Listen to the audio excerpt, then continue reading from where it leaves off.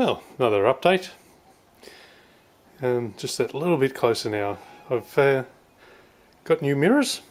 They've been questioned quite a bit by these. I had some West Coast Junior mirrors on there before, but with the wide cab, it just made everything, well, a lot wider. I think they suit the narrow cab of the stock, but not the 9-inch wider cab that I've created here.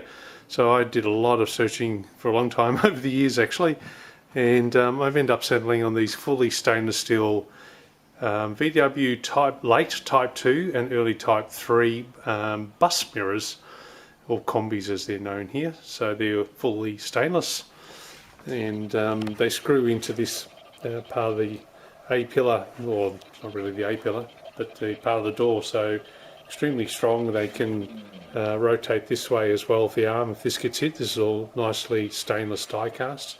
So it, yeah, nice and robust and spring loaded and all that sort of stuff. So they come up quite well. Seeing the doors back on again too, it's been quite some time since the doors are on, so it gives you a bit more idea of what it looks like. I wish I could get back further, but I'm already had to go up the stairs out here.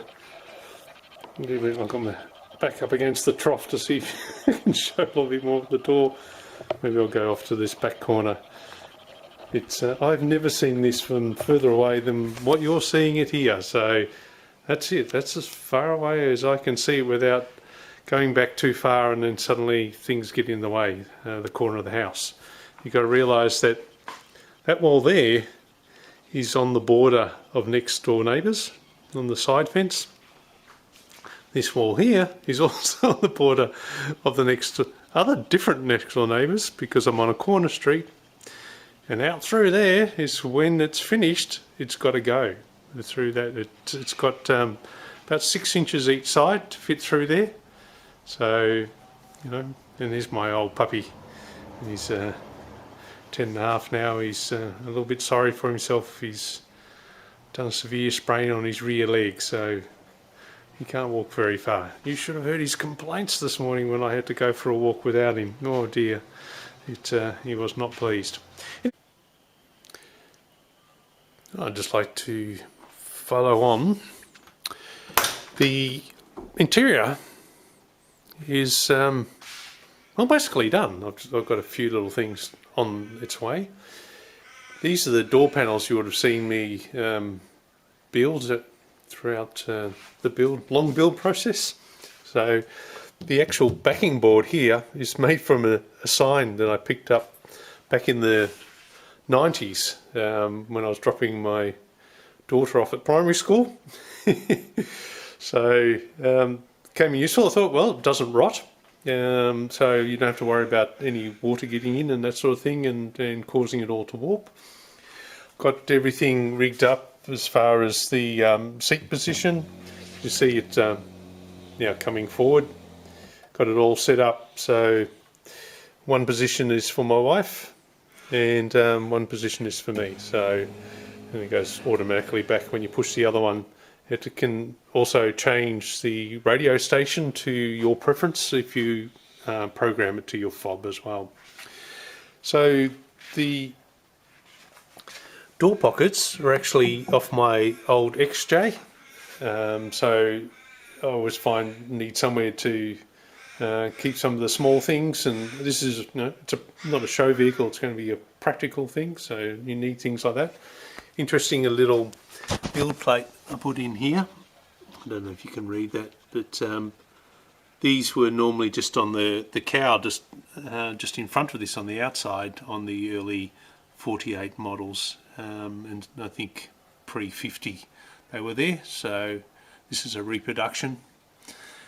So I've put those on there. They're the tweeters, mid-range tweeters that used to be in the dash, which the front of the dash part is now long gone. I had to cut that away.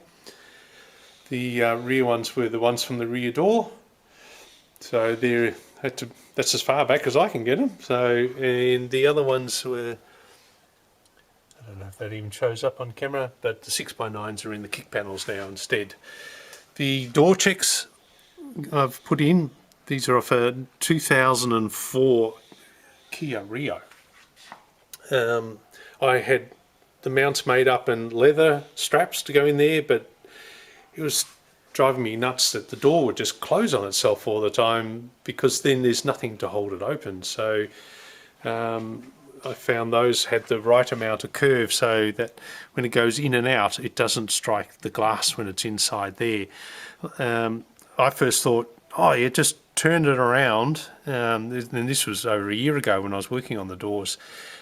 Turn it around and have it go the other way. The reason I've got a problem is that I've got one piece glass now. So previously, of course, you had the quarter vent windows here, and so there was plenty of room for it to go in and out there with the original door check. But now they've got one piece glass, the glass goes down there, so I have to fit in this narrow space between the window and the glass. So it couldn't use the original one anymore, just didn't quite fit in there. And if you turn it around, then your pivot points are moving. So you've got one pivot point up here for your hinge, and then you've got your pivot point there. So these two are fixed in relation to each other, so you can then get the right curve of this, and it'll always be the same. But if you move this pivot point to this door and try and get it to go in and out there, you can see, for one, it'll disappear out through the side of the A-pillar out that way, and your pivot point relationship between the 2 points is constantly altering as you open it. So, you know, that's just not, it just doesn't work out that as easy as you think it would. So yeah, so the seats are all in. These are all the black leather upholstery with the original tan, and I've gotten rid of all the third colour that this Jeep had from the factory, which was the charcoal grey. I think they call it dark slate or something.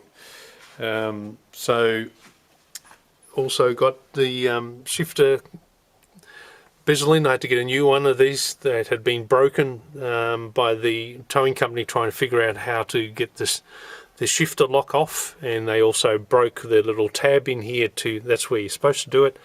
And I've got to say thank you to David Clark for getting one from his donor vehicle and giving it to me, as well as one of the clips from the sun visors he gave to me as well. So it's really nice when people help you out like that.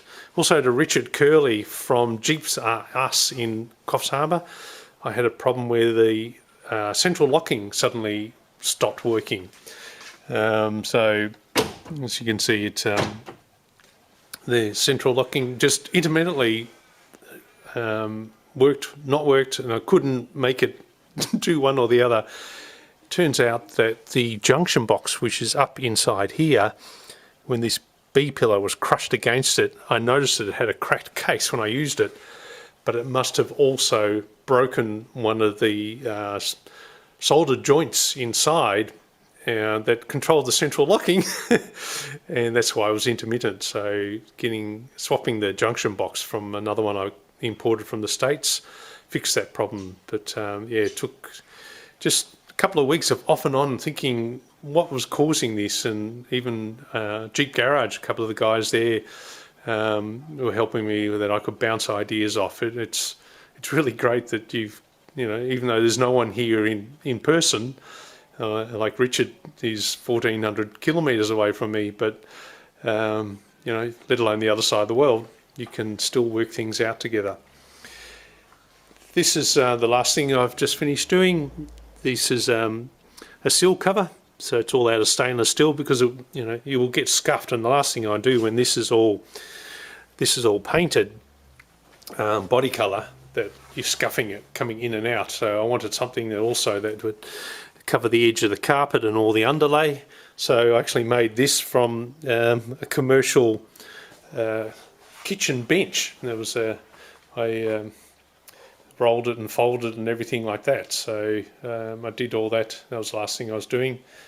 And this edge had to all be also tipped on an angle, so that was all done by hand. It was very difficult to move this hard steel. And put the 3 ribs in it to match the ones in the back of the cab and the door and that sort of stuff. So it's always good to have a bit of a tie-in. As you can see, it's also in the area of the step here and on the doors. So, and this is the folder I got to use for the first time building those. Very good friend of mine, Christos Cast. He had clients of his ask if someone would like a folder to honour their father, who was meticulous, and if he knew someone that was as like that as well, and I jumped to mind for him, and so sort of got a bit of their family legacy continuing on. He worked in stainless and making kitchen bench tops and that, so it's quite funny. The very first job I did on it was from an old kitchen bench top, which he may have made, who knows, and turned it into a door seal. So that'll be used for when I do the hardcover for the top of this, so I can at least fold that up rather than all these folds, which I all did by hand, as I've shown earlier, just on this piece of channel, clamped down and hitting it over. So it'll speed up things a hell of a lot. So anyway, that's the latest update, and thanks for keeping interest.